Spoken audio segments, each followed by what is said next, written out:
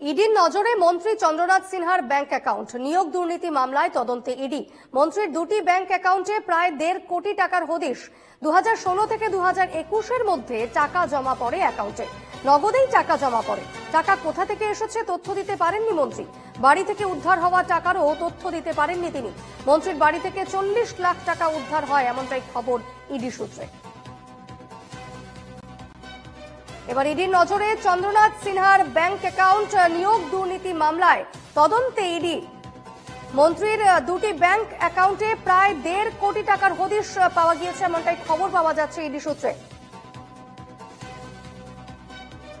2016 থেকে 2021-এর মধ্যে এই টাকা জমা পড়ে অ্যাকাউন্টে এবং নগদেই টাকা জমা পড়ে। তবে এই টাকার উৎস কোথায়, টাকা কোথা থেকে এসেছে, এই সমস্ত কিছু কোনো তথ্য কিন্তু এখনো দিতে পারেননি মন্ত্রী। এবং সে কারণেই ইডির এই অভিযান এবং ইডির এই একেবারে অভিযানের তদন্তে কিন্তু ধরা পড়েছে যে দুটি ব্যাংক অ্যাকাউন্টে, মন্ত্রী চন্দ্রনাথ সিনহার দুটি ব্যাংক অ্যাকাউন্টে প্রায় 1.5 কোটি টাকা রয়েছে।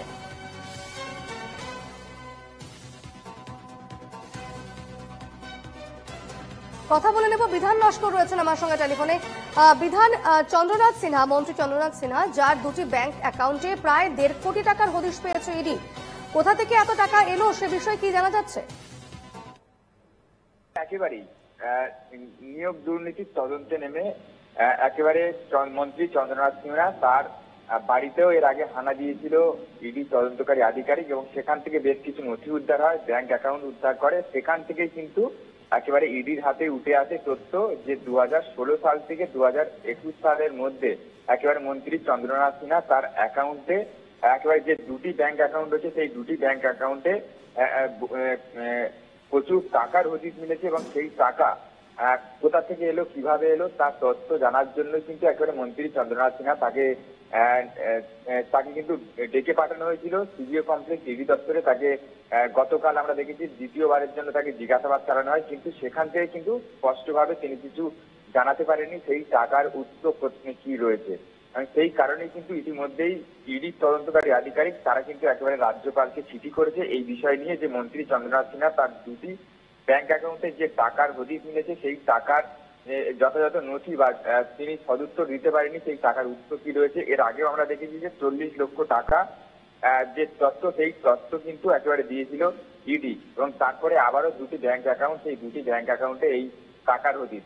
সব মিলিয়ে কিন্তু একেবারে যে নিয়োগ দুর্নীতির যে জাল, নিয়োগ দুর্নীতির জালের আগে একাধিক গ্রেপ্তার আমরা দেখেছি এবং তারপরে কিন্তু মন্ত্রী চন্দ্রনাথ সিনহার নাম উঠে এসেছিল। একেবারে মন্ত্রী চন্দ্রনাথ সিনহা তার অ্যাকাউন্টে যে টাকা উদ্ধার হয়েছে সেই টাকা কিন্তু নিয়োগ দুর্নীতির টাকা বলে এমনটা কিন্তু মনে করছে ইডি তদন্তকারীরা।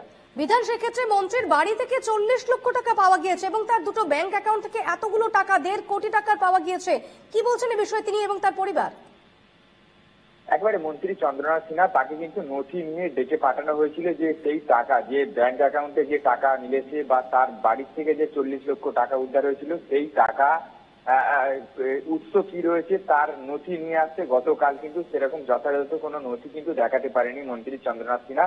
একেবারে তার বয়ান যেটা ছিল সেই বয়ানে কিন্তু একাধিক অসঙ্গতি ছিল, যে কারণে কিন্তু একেবারে ইডি তদন্তকারী আধিকারিক তারা কিন্তু মনে করছে যে নিয়োগ দুর্নীতিরই টাকা তার অ্যাকাউন্টে এসেছিল বা তার বাড়িতে যে টাকা মিলেছিল সেই নিয়োগ দুর্নীতিরই টাকা। সেই কারণে ইতিমধ্যে কিন্তু রাজ্যপালকে চিঠিও করেছে ইডি তদন্তকারী আধিকারিকরা।